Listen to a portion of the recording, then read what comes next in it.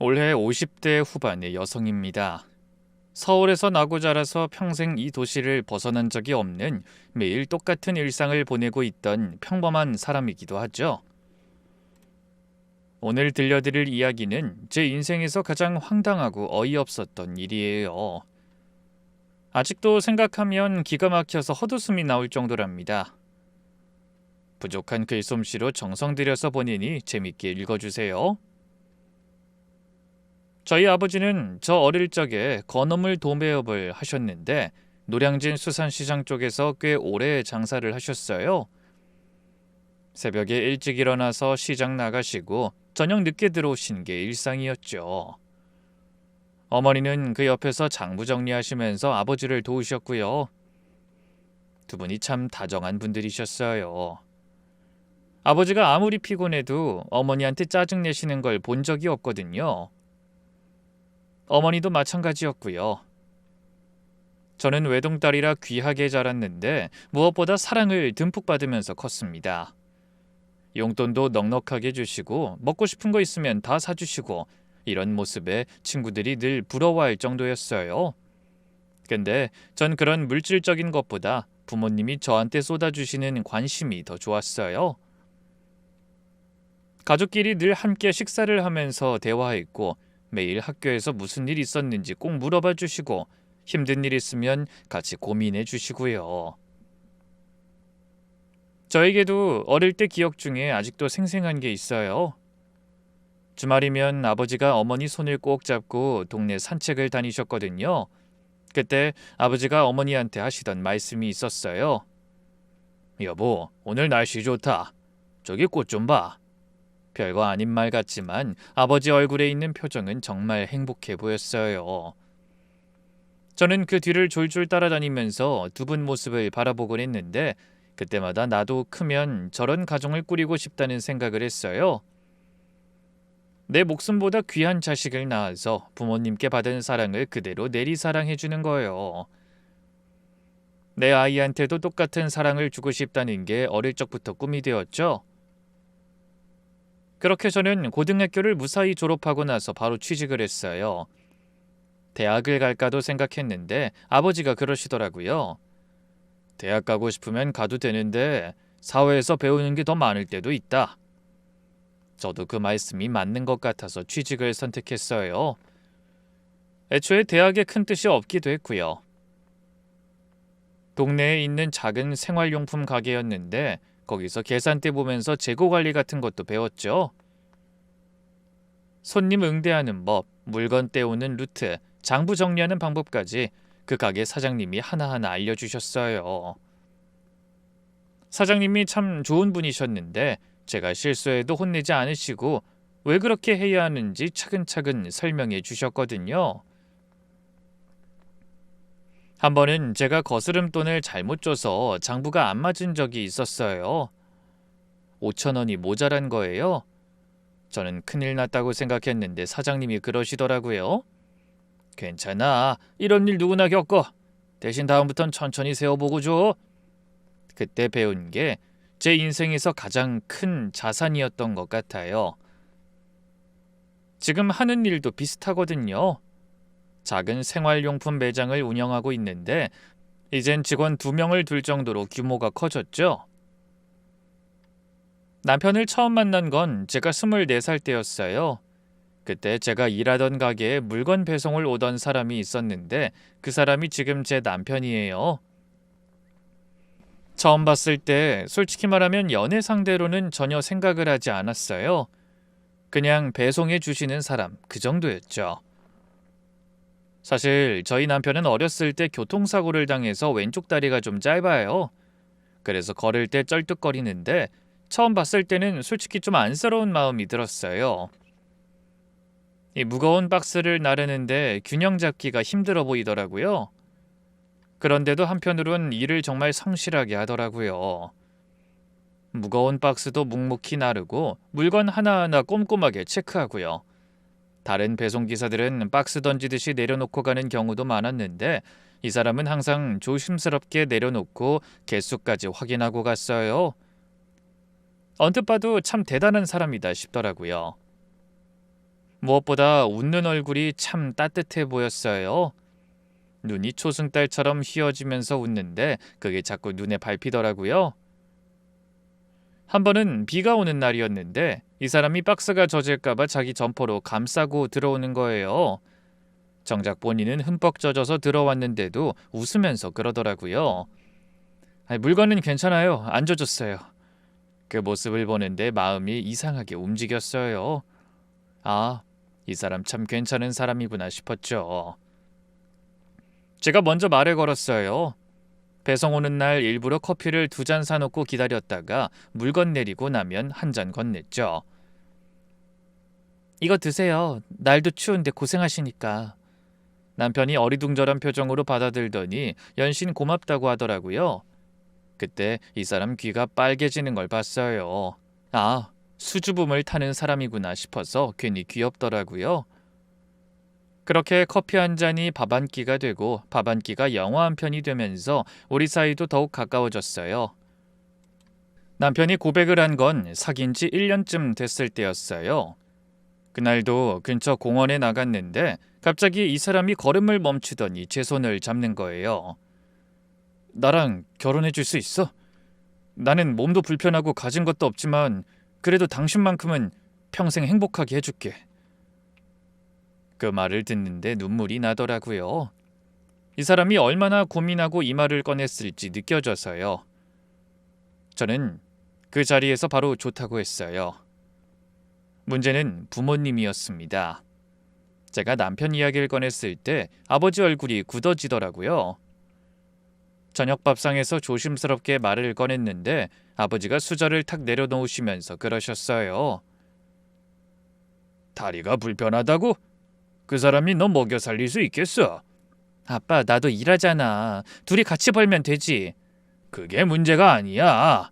나중에 애라도 낳으면 누가 뛰어다니면서 돌봐. 다 네가 해야 해. 어머니도 걱정이 많으셨어요. 아버지가 나가시고 나서 어머니가 제 손을 잡으시면서 그러시더라고요. 우리가 널 얼마나 귀하게 키웠는데 왜 굳이 고생길을 가려고 하니? 엄마 네가 편하게 살았으면 좋겠어. 친척들도 한마디씩 거들었죠. 명절에 모였는데 큰이모가 대놓고 그러시더라고요. 네 조건이 얼마나 좋은데 하필이면 왜 그 사람이야? 멀쩡한 남자 많잖아. 저는 그 말이 너무 싫었어요. 멀쩡한 남자라니. 남편도 멀쩡한 사람이거든요. 다리가 좀 불편한 것뿐이지 사람이 멀쩡하지 않은 게 아니잖아요. 오히려 내면은 더 건강한 사람이고요. 저는 마음을 굽히지 않았어요. 이 사람이면 된다고 제가 보는 눈이 있다고 생각했습니다. 부모님을 설득하는데 거의 반년이 걸렸어요. 그 사이에 남편을 집에 데려와서 인사도 시키고 아버지랑 따로 술자리도 하게 하고요. 남편이 긴장해서 말을 잘 못하더라고요. 아버지가 이것저것 물어보시는데 대답이 늦어서 제가 옆에서 조마조마했어요. 근데 나중에 아버지가 그러시더라고요. 사람이 재미없긴 한데 그 와중에 눈은 안 피하더라. 거짓말하는 눈은 아니야. 그게 아버지 나름의 인정이었던 것 같아요. 결국 부모님이 허락은 하셨어요. 다만 조건이 있었죠. 아버지가 절 부르시더니 진지하게 말씀하셨어요. 네가 하겠다면 막진 않겠다. 대신 결혼하고 생활할 수 있을 정도만 지원해 줄 거다. 그 이상은 없어. 힘들어도 돌아보지 마라. 네가 선택한 거니까. 무섭게 들릴 수도 있는데 저는 아버지 마음을 알았어요. 정말 반대하셨으면 저렇게 말씀 안 하셨을 거예요. 마지막으로 각오를 시험하시는 거였죠. 전 알겠다고 했어요.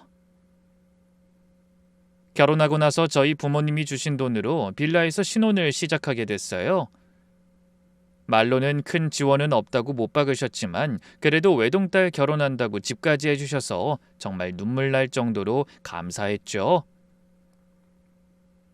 이제 그 이상은 제가 열심히 일해서 갚아야 한다고 생각했어요. 이게 우리 시작이니까 여기서부터 올라가면 된다고 생각했죠. 남편도 같은 마음이었고요. 저는 그동안 가게에서 배운 경험을 살려서 작은 매장을 차리기로 했어요. 남편과 제가 그간 모은 돈으로 시장 안에 3평짜리 공간을 얻었는데 보증금이 얼마 안 되는 대신 상태가 엉망이었죠. 전에 분식집이었던 곳인데 기름때가 덕지덕지 붙어있고 냄새도 나더라고요. 남편이랑 둘이서 일주일 동안 청소하고 페인트칠하고 선반 설치까지 직접 했어요. 남편은 다리가 불편한데도 사다리 위에 올라가서 천장 작업을 하더라고요. 제가 위험하니까 내려오라고 했더니 이 사람이 웃으면서 그래요. 난 다리가 짧은 거지 팔은 멀쩡해. 걱정 마. 그 말에 웃으면서도 마음이 찡했죠. 이 사람이랑 같이 해서 정말 다행이다 싶었거든요. 처음에는 생활 잡화를 팔았어요. 수세미, 고무장갑, 행주, 빨래 집게 같은 것들이요. 마진이 크진 않았지만 회전이 빨라서 그럭저럭 먹고 살만 했어요. 남편은 새벽 5시면 일어나서 물건 떼러 다녔어요.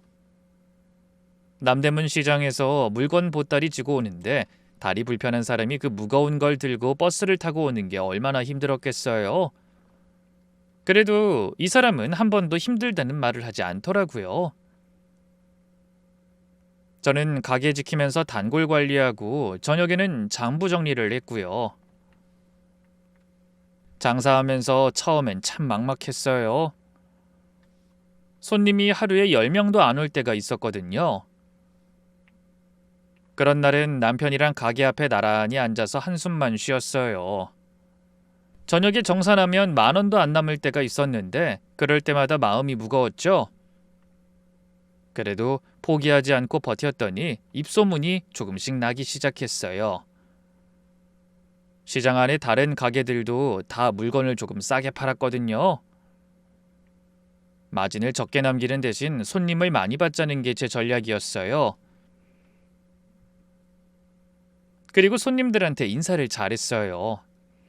단골분들 얼굴은 다 외워서 이름도 불러드리고 뭐 필요한 거 있으시면 없는 물건도 구해다 드리고요. 그런 게 쌓이니까 3년쯤 지나니까 손님이 부쩍 늘었어요.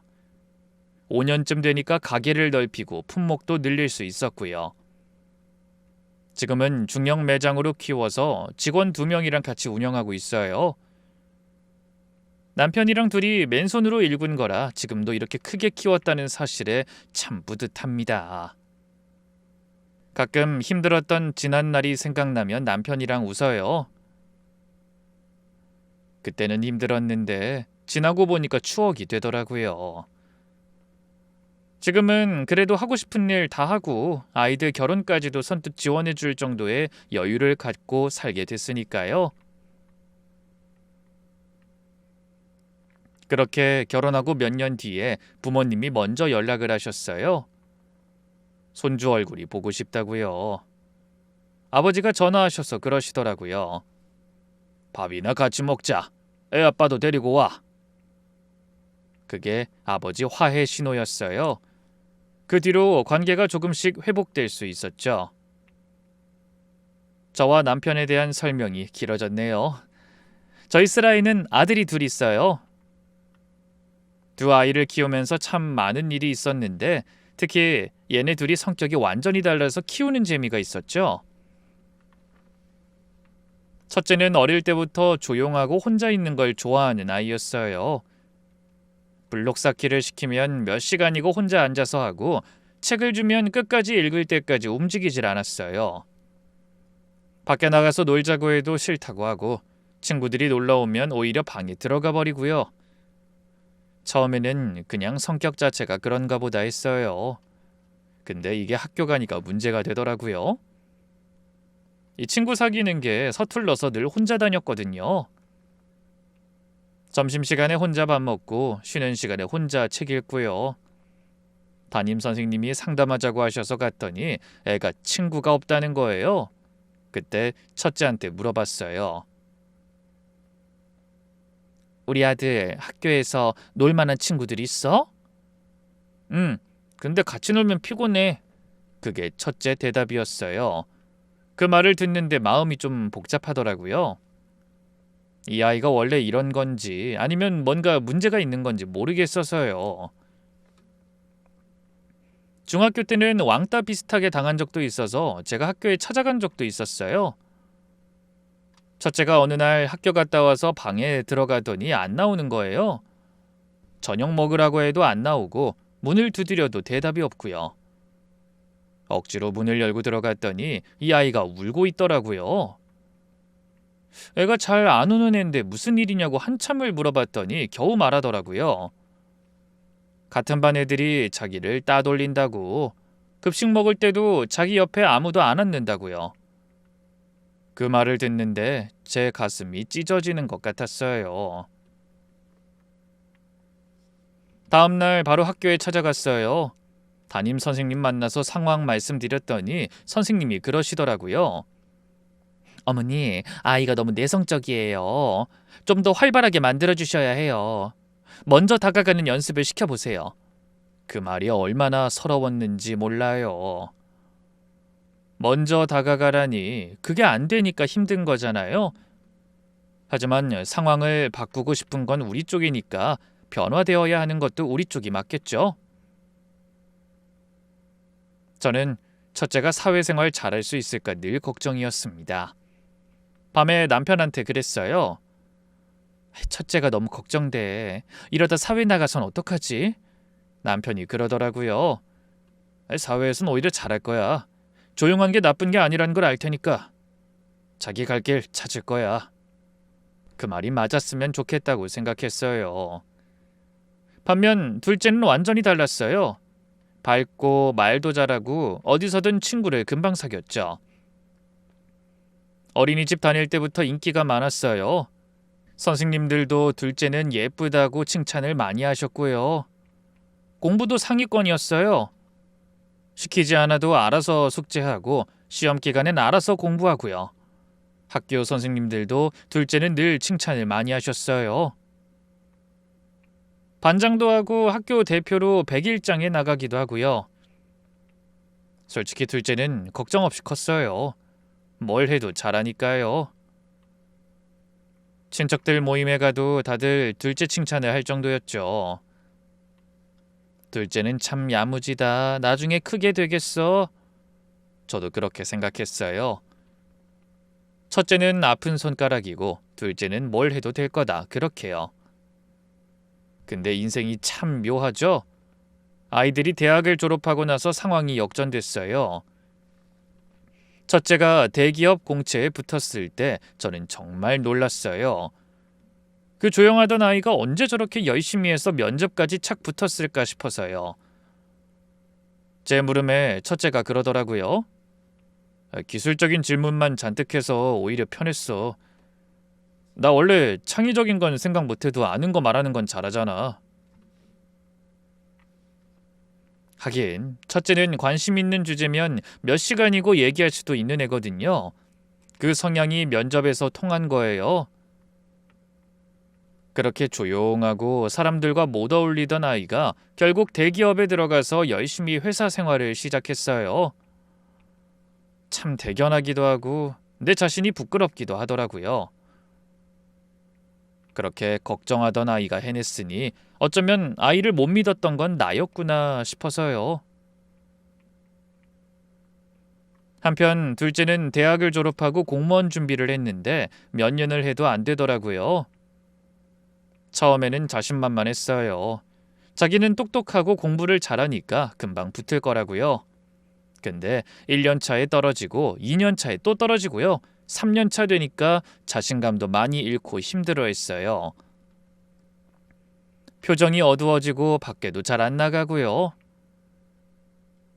엄마, 나 왜 안 되지? 분명히 열심히 했는데. 그 말을 듣는데 가슴이 아팠어요. 위로해주고 싶은데 뭐라고 해야 할지 모르겠더라고요. 그렇게 몇 년간 도전하다 결국 공무원은 포기하고 친구랑 온라인 쇼핑몰 동업을 시작하게 됐어요. 크게 잘 되는 건 아니고 입에 풀칠할 정도로 유지하고 있는 것 같더라고요. 적자는 아닌데 크게 남는 것도 없다고 하면서요.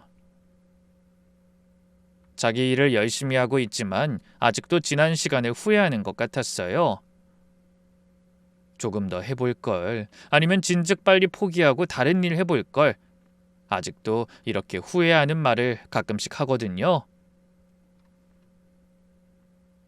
어릴 때 기대했던 것과는 다르게 큰 두 아들을 보면 참 신기하기도 해요. 첫째가 잘 풀려서 다행인데 둘째 생각하면 안타깝기도 하고요. 부모 마음이라는 게 그래요. 아무리 잘 돼도 걱정, 못 돼도 걱정이죠. 첫째는 그러다 회사 동료에게 소개받은 여자랑 결혼했어요.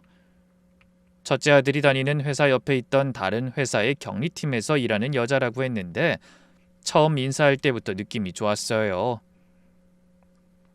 어머니 안녕하세요. 이수진이라고 합니다. 처음엔 좀 딱딱해 보이기도 했어요. 웃음이 적고 표정 변화가 별로 없어서요. 그런데 대화할수록 말수는 적은데 할 말은 똑부러지게 하고 다른 사람들한테 예의 바르게 대하더라고요. 특히 눈을 똑바로 보면서 인사하는 게 인상 깊었어요.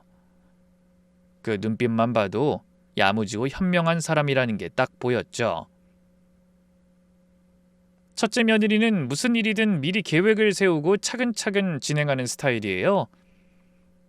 집에서 해먹는 음식들을 일주일 전부터 목록 만들어서 준비하고 집안일도 루틴처럼 정해진 대로 한다고 하더라고요. 그런 점이 마음에 들었어요. 딱딱해 보이는 성격도 나중에 알고 보니 정이 없는 게 아니라 표현을 안 하는 거더라고요. 한 번은 제가 감기에 걸렸는데 첫째 며느리가 말없이 삼계탕을 끓여서 가져온 적이 있어요. 괜찮다고 했더니 그냥 놓고 가더라고요. 그게 이 사람 스타일이구나 싶더군요. 말은 안 하는데 행동으로 하는 사람 말이에요. 둘째도 몇 년 있다가 결혼했는데 상대는 지인 술자리에서 만났다는 3살 연상의 여자였어요. 첫인상은 밝고 애교가 많아 보였어요. 어머니 만나 뵙게 되어 너무 반갑습니다. 전 박민정이에요. 앞으로 잘 부탁드려요. 목소리가 작은 편인데 참 화사하고 명랑하게 말을 잘하더라고요. 둘째 며느리는 프리랜서 작가예요.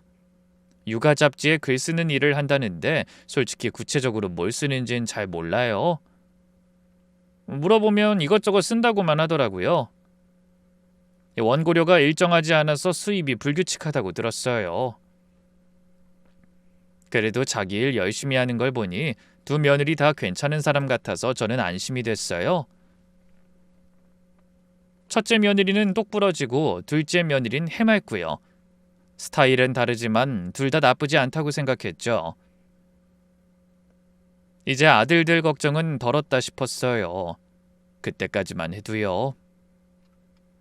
문제는 며느리 둘이 마주치면서 시작됐어요. 두 사람 성향이 너무 달랐어요. 첫째 며느리는 아까 말했듯이 정해진 대로 착착 움직이는 스타일이에요. 예를 들어 집에서 일하면 설거지 순서도 정하고 음식하는 순서도 미리 정하고요. 반면 둘째 며느리는 자유롭게 하고 싶은 대로 하는 스타일이라서 뭘 정하자고 하면 왜 그래야 하냐는 의문스러운 표정을 지었어요. 첫 명절 때는 그냥 서로 어색한 정도였어요. 인사하고 같이 음식 준비하고 했는데 대화가 별로 없더라고요. 저는 그냥 아직 친해지기 전이라서 그런가 보다 했어요. 두 번째 모임에는 좀 불편한 기류가 느껴졌어요. 첫째 며느리가 음식 준비하면서 뭔가 정리를 하려고 하면 둘째 며느리가 꼭 다른 방식으로 하더라고요. 일부러 그러는 건지 원래 그런 건진 모르겠는데 그럴 때마다 첫째 며느리 표정이 점점 굳어지는 게 보였어요. 결정적으로 터진 건 그 다음 추석 때였어요.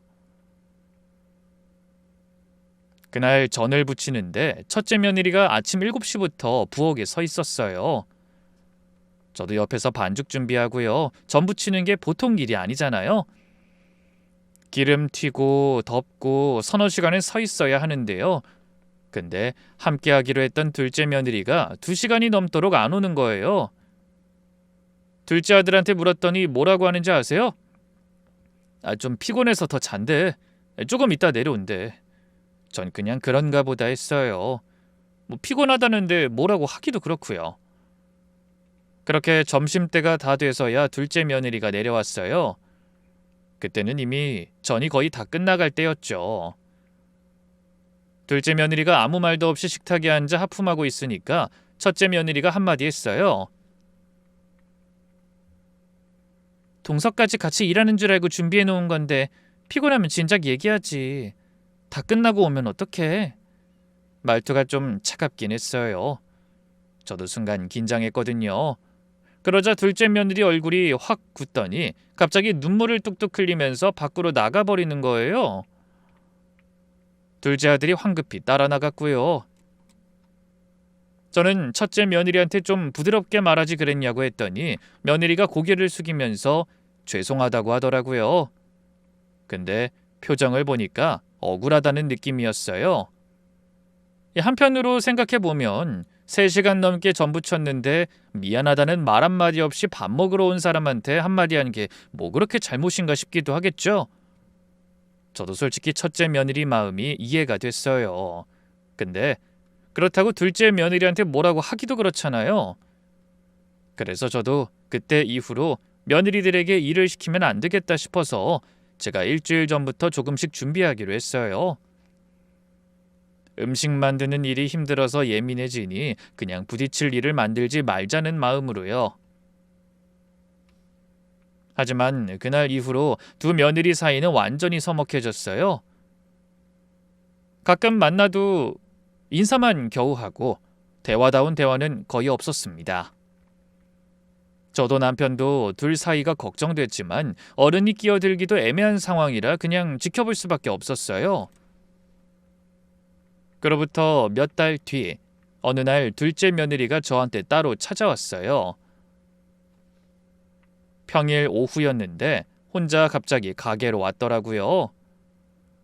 지나가다 들렸다면서 연락도 없이 와서 좀 당황했는데 표정이 심상치 않더라고요. 직원한테 잠깐 가게를 맡기고 근처 카페에서 만났어요. 어머니, 드릴 말씀이 있어서요. 무슨 일이냐고 했더니 며느리가 커피를 한 모금 마시고 뜸을 들이다가 본론을 꺼냈어요. 저희한테 혹시 지원해 주실 수 있는 부분이 있을까요? 예를 들면 금전적으로. 순간 당황했어요.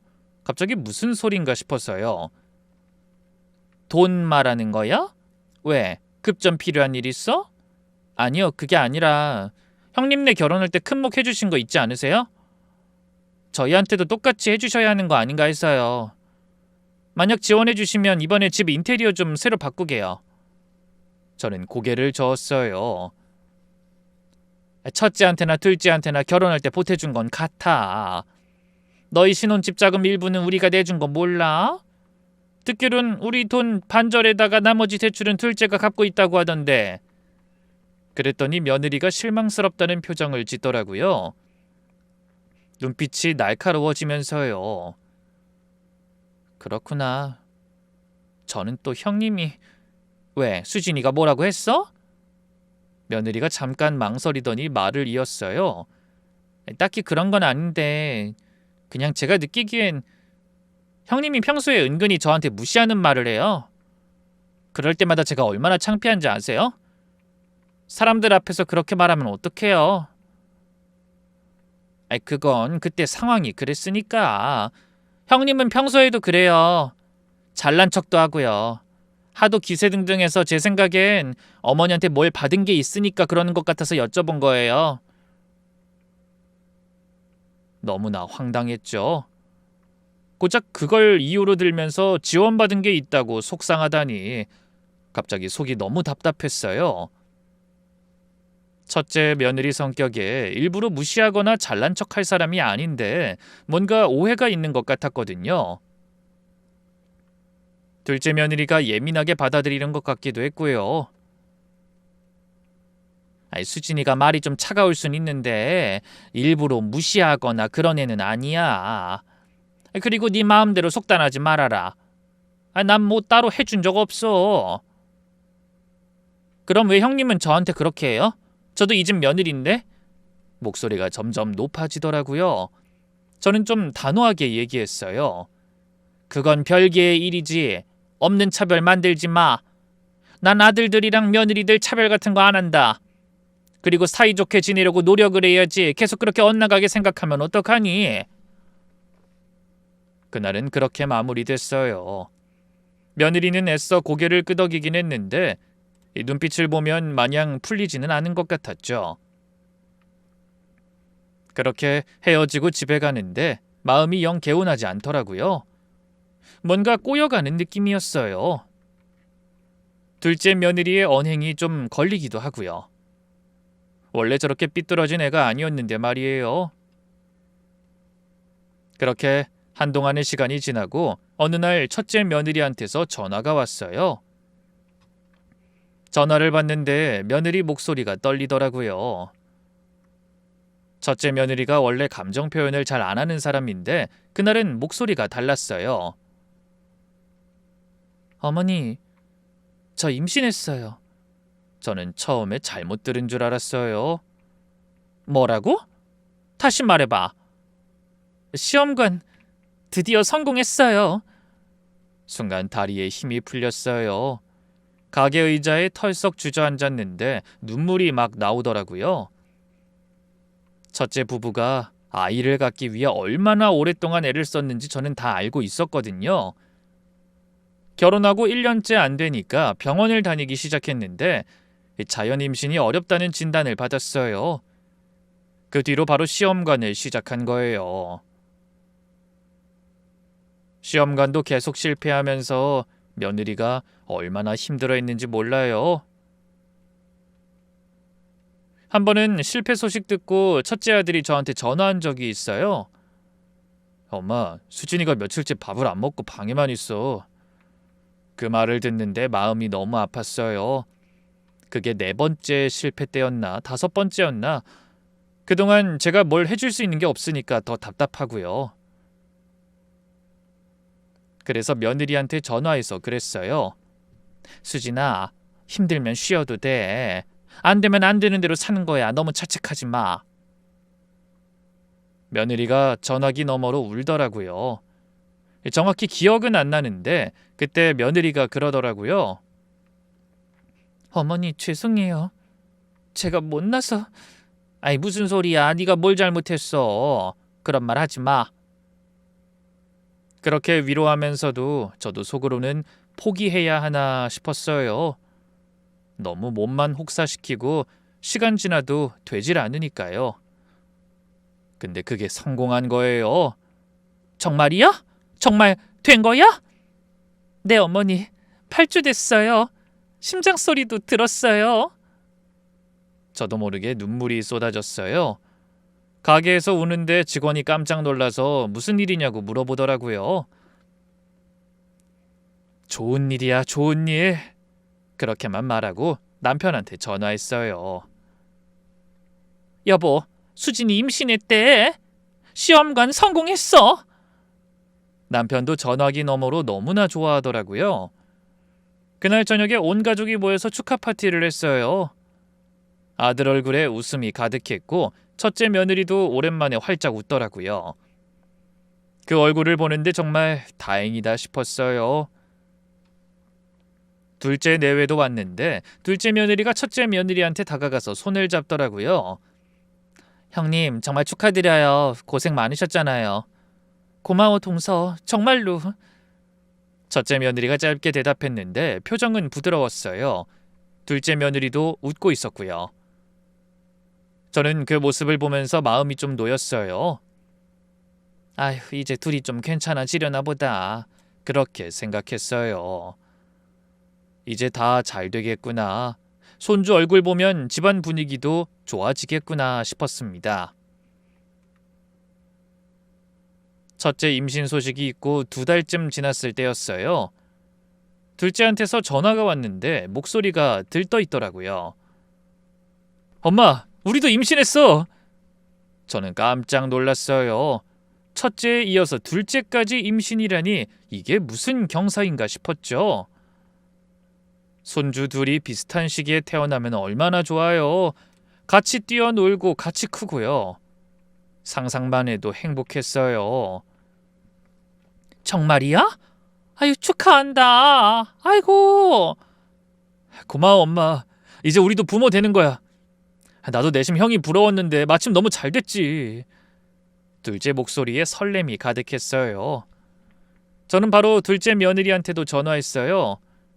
축하한다고 몸조리 잘하라고요. 어머니 감사해요. 형님네랑 같이 잘 키워볼게요. 며느리 목소리가 전보다 훨씬 밝더라고요. 전에 카페에서 만났을 때 그 날카로운 눈빛이 사라지고 부드러워진 느낌이었어요. 저는 그 말에 정말 화해가 된 줄 알았어요. 임신하면 마음도 달라진다고 하잖아요. 아이 생기면 다 풀리겠구나 그렇게 생각했죠. 남편한테 말했더니 이 사람도 너무나 좋아하면서 그러더라고요. 이젠 우린 걱정 놓자. 애들이 다 잘 되고 있으니까. 저도 그랬으면 좋겠다고 대답했어요. 그날 밤 잠자리에 누워서 손주 둘이 나란히 걷는 상상을 했어요. 첫째 아이랑 둘째 아이가 손잡고 뛰어다니는 모습이요. 그 생각에 절로 웃음이 나왔습니다. 둘째 며느리가 임신하고 나서 둘째 아들 일이 많이 바빠졌대요. 이리저리 출장이 많아지고 사업도 확장하면서 정신없어 보이더라고요. 전에 듣자 하니 둘째 며느리도 독립적인 편이라 보통 혼자 병원 가고 알아서 잘 케어한다고 하고요. 그래도 임산부가 혼자 병원 다녀도 되냐고 걱정스레 물어봤거든요. 그랬더니 그런 건 걱정하지 말라면서 대신 자기가 갖고 싶은 게 있다고 하는 거예요. 그때부터였어요. 며느리의 요구가 슬슬 시작된 시점이요. 처음에는 작은 것들이었어요. 임산부한테 좋다는 영양제 사달라, 유기농 음식 먹어야 한다, 뭐 이런 거요. 저는 당연히 해줬어요. 임신한 며느리인데 그 정도는 해줘야죠. 둘째가 바빠서 못 챙기는 만큼 제가 해줘야 한다고 생각했어요. 근데 시간이 지나면서 요구가 점점 커지더라고요. 어머니, 산후조리원 알아보고 있는데요. 강남에 있는 데가 제일 좋대요. 그래? 거기 집이랑 좀 멀지 않아? 비싸기도 하고. 그런가? 형님은 어디로 가신대요? 저는 솔직하게 말했어요. 첫째 며느린 집 근처에 있는 데로 알아보고 있다고요. 거기도 괜찮은 데라고 들었다고요. 그랬더니 며느리가 표정이 묘해지면서 그러더라고요. 거기도 좋은 데예요, 어머님. 저도 빠지지 않는 곳으로 가고 싶은데 형수님이랑 같은 수준으로 맞추고 싶어요. 그 말투가 좀 걸렸어요. 같은 수준이라니. 첫째 며느리가 가는 데가 그렇게 비싼 데는 아니거든요. 근데 며느린 제가 첫째한테 뭔가 더 해줘서 그리로 가는 거라고 생각하는 것 같았어요. 그 다음엔 아기 용품이었어요. 형님은 유모차 뭐 사세요? 거기까진 모르는데. 저도 좋은 거 사주고 싶어서요. 보통 다 첫째한텐 부족한 거 해주고 싶잖아요. 그 말이 틀린 말이 아닌데 뭔가 계속 비교하는 느낌이 들었어요. 형님은 뭐 하세요? 형님은 뭐 사세요? 형님은 얼마 받으세요? 저는 솔직히 좀 부담스러웠어요. 근데 그래도 임신한 며느리인데 고생한다 싶어서 웬만하면 맞춰줬어요. 남편한테 말했더니 남편도 비슷한 생각이더라고요. 임신하면 예민해진다고 하잖아. 좀 받아주자. 둘째가 바쁘다니 어쩔 수 없지. 저도 그래야겠다 싶었어요. 그래서 오히려 생각날 때마다 둘째 아들한테 전화해서 말했어요. 너 아무리 일이 바빠도 수진이가 가장 예민할 때니까 잘 챙겨줘. 스트레스 받으면 아기한테 안 좋대. 알았어, 엄마. 고마워. 그런데 둘째 며느리가 좀 지쳐있는 것 같더라고요. 일이 바빠서 그렇겠지 하며 대수롭지 않게 넘겼지만요. 첫째 며느리가 임신 후기로 접어들면서 몸이 많이 무거워졌어요. 배가 불러오니까 출퇴근이 힘들다고 하더라고요. 버스를 2번 갈아타고 다니는데 겨울이라 날도 춥고 힘들어 보였어요. 첫째 아들이 이런 이야기를 하더라고요. 수진이가 요즘 너무 힘들어해. 버스에서 서 있다가 어지러워서 내린 적도 있대. 뭐? 그럼 위험하잖아. 이젠 차를 하나 사야 할까 싶어요. 서울 살면서 차는 사치라고 생각했는데 뭐 어차피 애 있으면 차 필요하니까 이제 돈을 좀 모으려고. 첫째 부부가 시험관 하느라 돈을 많이 썼거든요.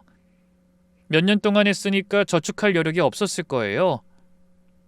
집 대출도 갚느라 바빴을 테니까요. 고민이 생겨 곧바로 남편한테 상의했어요. 첫째네 차 좀 해주면 어떨까? 아니 며느리가 임신했는데 버스 타고 다니다가 쓰러지기라도 하면 어떡해? 남편도 동의했어요. 그래 해주자. 뭐 요태 고생 많이 했잖아. 이제 좀 편히 지내라고 해줘도 좋을 것 같네. 저희도 여유가 아주 넘치는 건 아니었지만 그래도 형편이 되니 적금을 깨면 되거든요. 아이 카시트도 넣어야 하니까 큰 차가 좋겠다 싶어서 SUV로 알아봤어요. 크기가 아주 넉넉하더라고요. 그렇게 차를 마련해서 첫째 부부한테 선물해 줬을 때 그 무뚝뚝하던 첫째 며느리가 눈물을 흘리더라고요. 어머님, 아버님, 저희한테 이렇게까지 안 하셔도 되는데. 시험관 하느라 고생 많았잖아. 그냥 엄마 아빠 마음이라고 생각하고 받아. 첫째 아들도 연신 고맙다고 앞으로 정말 효도하겠다고 그러더라고요. 말이라도 좋으니 저는 그냥 며느리랑 손주가 안전하게 다녔으면 좋겠다 그 마음이었어요. 차해준 지 얼마 안 돼서 첫째 며느리한테서 전화가 왔어요. 목소리가 좀 조심스럽더라고요. 어머니, 저 드릴 말씀이 있어서요. 그래, 무슨 일이야? 사실 동서가 요즘 저한테 자꾸 연락을 해요. 처음에는 무슨 말인가 싶었어요. 뭐 며느리들끼리 연락하는 게 뭐가 문제인가 싶었죠. 근데 첫째 며느리 말을 들어보니까 상황이 심각했어요. 둘째 며느리가 차 소식을 듣고 연락을 했대요. 근데 축하한다는 말이 아니라 시비를 거는 거였대요. 형님은 차까지 받으셨네요. 저한텐 왜 얘기도 없으셨어요? 동서한테 무슨 이야기를 해. 시어머니가 형님만 챙기시는 거 다 알아요. 저도 똑같이 받아야 하는 거 아니에요? 스스로 편애하는 거 알고 저한테 숨기는 거잖아요, 지금. 그런 식으로 연락이 계속 왔대요. 처음에는 그냥 넘겼는데 점점 더 심해지더래요. 형님은 시험관 아니었으면 애도 못 낳으셨잖아요. 전 자연임신인데. 뭐라고? 동서 지금 무슨 말 하는 거야? 저는 형님처럼 돈 안 들이고 임신했는데 왜 형님만 혜택을 받으세요? 돈 안 들이고 해낸 건 저잖아요. 첫째 며느리가 그 말을 듣고 얼마나 충격을 받았겠어요. 저한테 말하면서도 목소리가 떨리더라고요. 어머니, 저 스트레스 받아서 잠도 못 자요. 아기한테 안 좋을까 봐 걱정돼요. 성호 씨가 대신 연락해 봤는데도 안 통한대요. 오히려 성호 씨한테 아주버님도 같은 편이라면서 뭐라고 한대요. 저희한테 도저히 방법이 없어서 이렇게 연락드렸어요. 제가 화가 났어요. 임신한 사람한테 그런 말을 하다니. 게다가 첫째 며느리가 시험관 때문에 얼마나 고생했는데 그걸 가지고 비교를 해요? 수진아, 미안해. 내가 민정이한테 얘기할게. 죄송해요, 어머니. 괜히 더 커질까봐 말씀드리기 죄송했는데. 그때 첫째 며느리가 다른 얘기도 했어요. 근데 어머니, 서방님은 따로 말씀 없으셨어요? 전에 듣기론 요즘 많이 힘들어하시는 것 같으시던데. 힘들어해? 뭐가? 동서가 요즘 많이 예민해서 싸움이 잦대요. 요즘 따로 각방 쓰신다던데. 부부 사이 일이니 확인해보긴 좀 어렵겠지만요. 뭐 이런 얘기 제가 했다고 하지 말아주세요. 그럼 더 힘들어질 것 같아서. 저는 처음 듣는 얘기였어요. 알겠다고 대답하며 끊었는데 마음이 무거웠어요. 우리 집에 무슨 일이 생기고 있는 건지 불안한 느낌이 들었습니다. 이걸 어떻게 해결해야 할지 모르겠더라고요. 그리고 사건이 터졌습니다. 그날은 첫째한테 해준 차에 중도 상환금 내기로 한 날이었어요. 아침에 남편이랑 은행 가서 마무리하려고 준비하고 있었죠. 오랜만에 날씨가 맑아서 기분도 괜찮았어요. 드디어 계산도 끝났겠다. 이제 좀 숨통이 트이겠다 싶었거든요. 근데 갑자기 초인종이 울렸어요. 누구지 싶어서 문을 열었더니 둘째 며느리가 서 있더라고요. 어느새 배가 많이 불러서 만삭처럼 보였어요. 어머니 저예요. 그래 웬일이야 연락도 없이? 드릴 말씀이 있어서요. 들어가도 될까요? 저는 일단 들어오라고 했어요. 만삭인 사람이 여기까지 왔는데 얼마나 고생스러웠을까 걱정부터 들더라고요. 근데 며느리가 거실에 앉자마자 표정이 달라지는 거예요. 그 차분하던 얼굴이 싸늘해졌어요. 왠지 마음속으로 올 것이 왔다 싶었죠? 어머님, 형님네 차 해주신 거 들었어요. 그래. 그 수진이가 임신해서 출퇴근이 힘들다고 해서 하나 마련해줬다. 저희는요? 저희한텐 왜 안 해주세요? 저도 임신했잖아요. 말투가 따지는 투였어요. 저는 애써 차분하게 설명하려고 했어요. 형님네는 시험관 하느라 저축을 못해서 형편이 어려웠어. 니네는 좀 상황이 다르잖아. 둘째는 사업도 잘 되고 있고 그리고 넌 프리랜서라 출퇴근하는 일이 아니잖니. 뭐가 달라요? 저도 똑같이 임신했는데? 그게 아니라 저희한테는 차 말고 집 해주세요. 저는 귀를 의심했어요. 집이라고요? 갑자기? 집? 그게 무슨 소리야? 형님한테 차 해주셨으니까 저희한테는 집 새로 해주세요. 저는 돈도 안 들이고 임신했으니까 그게 공평한 거 아니에요? 차하고 집이 어떻게 같아요?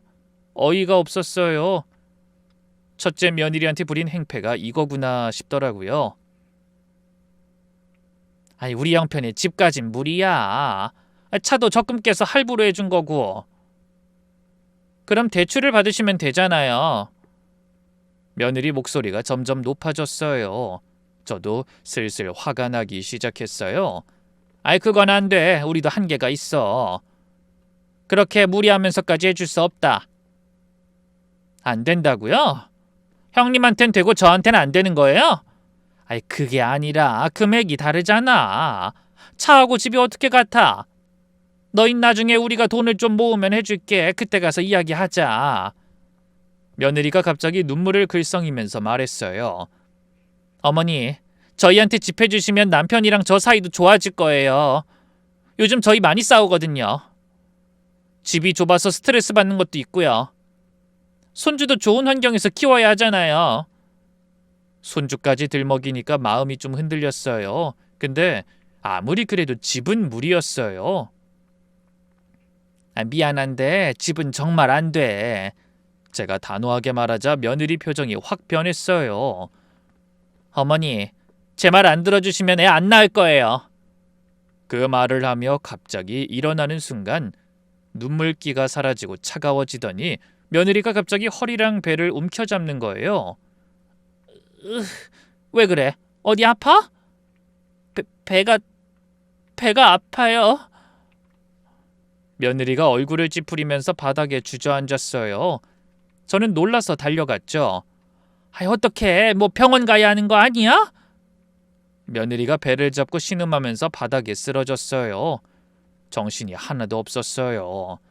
만삭인 사람이 쓰러졌는데 어떡해요? 얼른 차에 태우고 남편한테도 연락했어요. 손이 떨려서 전화기를 제대로 못 누를 정도였어요. 저는 병원으로 향하면서 옆에서 괜찮다고 조금만 참으라고 말했는데 머릿속은 하얘졌어요. 아기한테 무슨 일이 생기면 어떡하지? 그 생각뿐이었어요.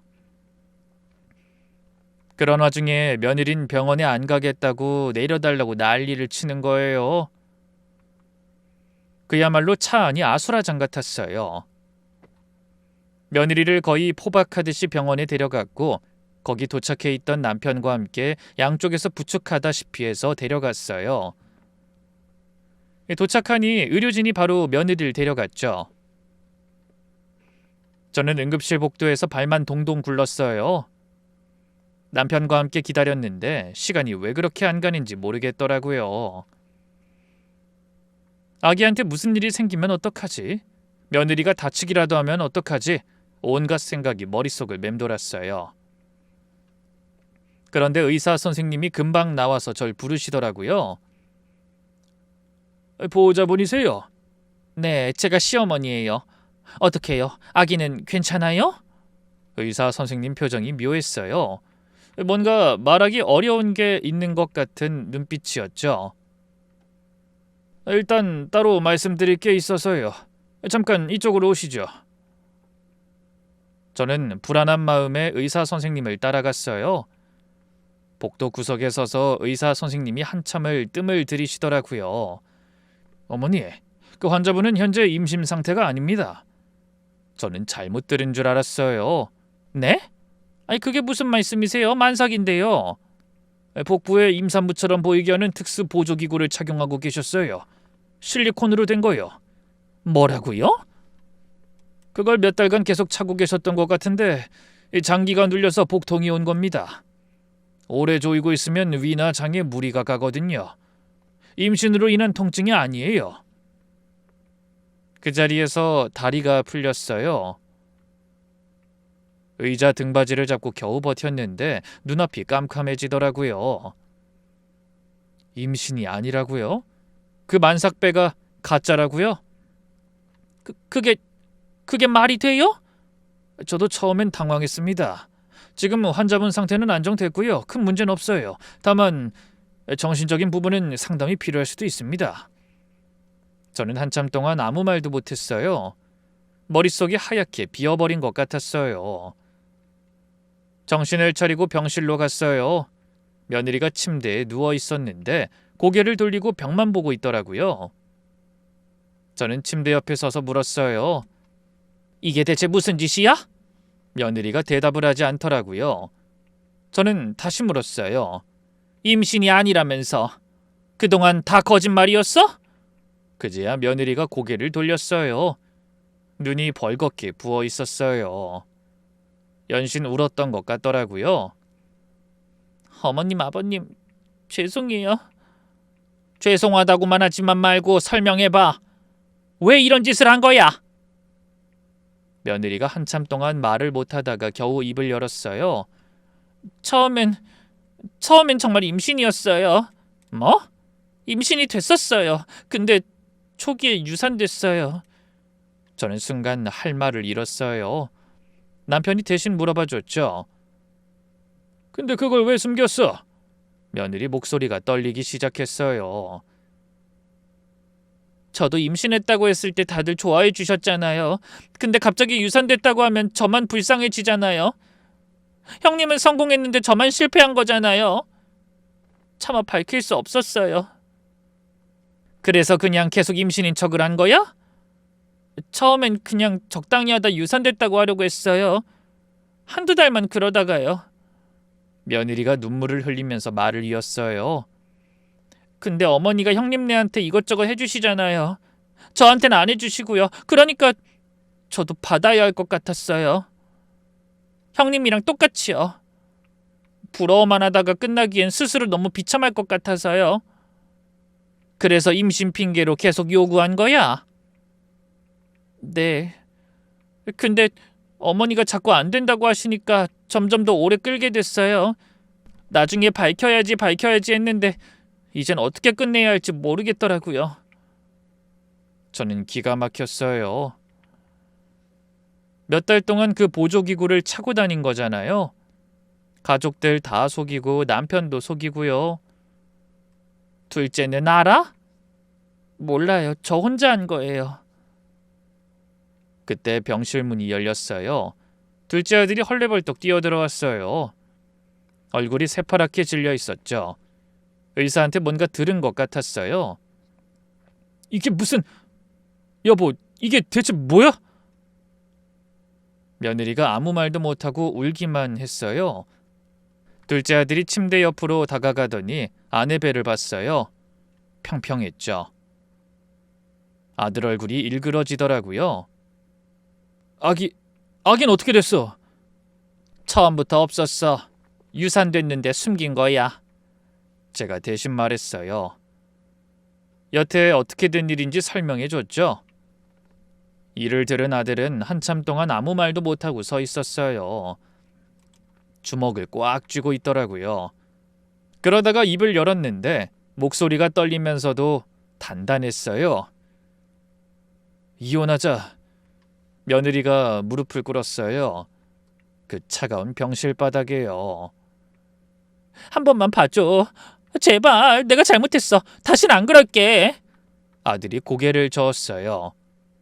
나도 다 알고 있잖아. 당신이 여태 어떤 일을 벌였는지. 다 알면서도 참은 건 오직 아기 때문이었어. 근데 그 아기도 거짓말이라고 하니 더는 당신은 믿을 수 없어. 며느리 얼굴이 새파래졌어요. 그건... 나랑 같이 지내면서 아이 핑계대며 나에게 했던 짓들 양심에 찔리지 않았어?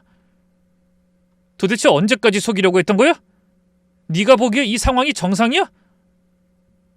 아들 목소리에 분노가 가득했어요. 전 옆에서 지켜보는데 마음이 복잡했어요. 화가 나면서도 한편으론 저 며느리가 왜 저랬을까 궁금하기도 했거든요. 왜 그랬어? 정말 네 형님이 부러워서 그런 것뿐이야? 만삭인 척까지 했던 다른 이유는 없고? 제가 물었어요. 며느리가 고개를 들고 저를 봤어요. 어머니. 며느리가 한참 동안 울다 겨우 말을 시작했어요. 처음 듣는 이야기였죠. 저 언니가 있어요. 친언니요. 어릴 때부터 엄마 아빠가 언니만 예뻐했어요. 언니는 공부도 잘하고 예쁘고 뭐든 잘했거든요. 저는 뭘 해도 비교당했어요. 며느리가 코를 훌쩍이면서 말을 이었어요. 언니가 1등하면 넌 왜 못하냐? 언닌 저렇게 야무진데 넌 왜 그러냐? 맨날 그런 소리 들으면서 컸어요. 그래도 결혼하면 달라질 줄 알았어요. 시댁에서는 예쁨 받는 며느리가 되고 싶었어요. 저도 누군가한테 인정받고 사랑받고 싶었어요. 며느리가 저를 바라봤어요. 그리고 어머니 댁이 여유 있다고 들었어요. 결혼하면 잘해주시겠구나 생각했어요. 난 결혼 잘한 여자라고. 근데 생각보다 지원이 없으니까 속상하고 서운하고 또 화가 났어요. 그래서 차별받는다고 생각한 거야? 형님네한테 해주시는 거 보면 옛날 생각이 나요. 언니한테만 해주고 저한텐 안 해주던 엄마 아빠요. 또 똑같구나. 여기서도 난 두 번째구나. 저는 한숨이 나왔어요. 이 친구가 뭘 원했는지 알 것 같았어요. 사랑받고 싶었던 거예요. 인정받고 싶었던 거고요. 어릴 때 못 받은 걸 시댁에서 받고 싶었던 거죠. 근데 그 방법이 너무 잘못됐어요. 그래서 거짓말까지 한 거야? 없는 임신 만들어서? 며느리가 고개를 떨궜어요. 죄송해요. 저도 이렇게까지 될 줄 몰랐어요. 처음에는 조금만 기다리려고 했는데 점점 깊어진 거예요. 어느 순간부터 멈출 수가 없었어요. 자꾸 더 갖고 싶고 자꾸 더 화가 나서. 아들이 차가운 목소리로 말했어요. 불쌍한 척하지 마. 당신 사정이 어떻든 나한테 거짓말한 건 변하지 않아. 형수 괴롭힌 것도 엄마 아빠 속인 것도. 여보 제발. 이혼이야.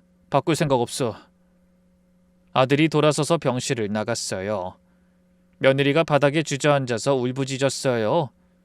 저는 그 모습을 보면서 마음이 이상했어요. 화가 나야 하는데 한편으론 좀 안쓰럽기도 했어요. 저 사람도 상처가 많았던 거잖아요. 근데 그렇다고 거짓말이 용서되는 건 아니에요. 저도 속았고 아들도 속았고 첫째 며느리는 스트레스 받으면서 임신 기간을 보냈어요. 그걸 어떻게 그냥 넘길 수 있겠어요? 저는 며느리한테 말했어요. 민정이 네 사정은 알겠어. 근데 그렇다고 둘째 말처럼 너의 행동 전부가 용서되는 건 아니야. 네가 한 짓은 네가 책임져야 해. 그리고 남편과 함께 병실을 나왔어요. 뒤에서 며느리 우는 소리가 들렸지만 돌아보지 않았습니다. 솔직히 말하면 속이 시원하진 않았어요. 나쁜 짓 한 사람이 벌 받는 건데 통쾌해야 하잖아요. 근데 그렇지 않더라고요. 화도 나고 씁쓸하기도 하고 뭔가 개운하지 않은 느낌이 남았어요. 며느리가 잘못한 건 맞는데 저 사람도 나름의 상처가 있었으니까요. 그렇다고 용서할 수 있는 건 아니지만요. 이혼 절차는 생각보다 빨리 끝났어요. 가짜 임신권이 있으니까 며느리 쪽에서 뭘 요구할 처지가 아니었거든요. 재산 분할이니 위자료니 그런 것도 거의 없이 정리됐어요. 그 이후로 둘째 아들이 많이 힘들어했어요. 거짓말에 속은 것도 속은 건데 같이 산 세월이 있으니까요. 몇 달 동안 아기 기다린다고 좋아했던 건데 그게 다 가짜였다는 게 얼마나 허탈했겠어요. 엄마, 나 왜 이렇게 됐지? 사람 보는 눈이 없나 봐. 아들이 그러면서 울더라고요. 저는 아들 등을 토닥이면서 말했어요. 원망하지 마. 네 잘못 아니야. 사람 일이 원래 어떻게 될지 모르는 거야. 그리고 앞으로의 인생이 더 길어. 그래도 첫째네 부부가 둘째를 많이 챙겨줬어요. 주말마다 불러서 밥 먹이고 가끔 술 한잔 하자고 데리고 나가고요. 지금은 첫째 손주가 꽤 컸어요. 얼마나 귀여운지 몰라요. 볼 때마다 첫째 며느리가 그 힘든 시간을 버텨내서 정말 다행이다 싶어요. 가끔 그때의 생각하면 아직도 아찔해요. 며느리가 배를 잡고 쓰러졌을 때, 병원에서 임신이 아니라는 말을 들었을 때 그 순간들이 아직도 선명해요. 근데 시간이 지나니까 조금은 담담해지더라고요. 며느리가 왜 그랬는지, 뭐가 그렇게 간절했는지도 이해가 가요. 이해가 간다고 용서하는 건 아니지만요. 그냥 사람이 그렇게 되기까지 뭔가 이유가 있었던 거겠죠. 가족 간에도 선은 지켜야 해요. 사랑한다고 다 받아주면 안 돼요. 아닌 건 아니라고 해야 해요. 그래야 나중에 후회가 없습니다. 긴 이야기 들어주셔서 감사합니다.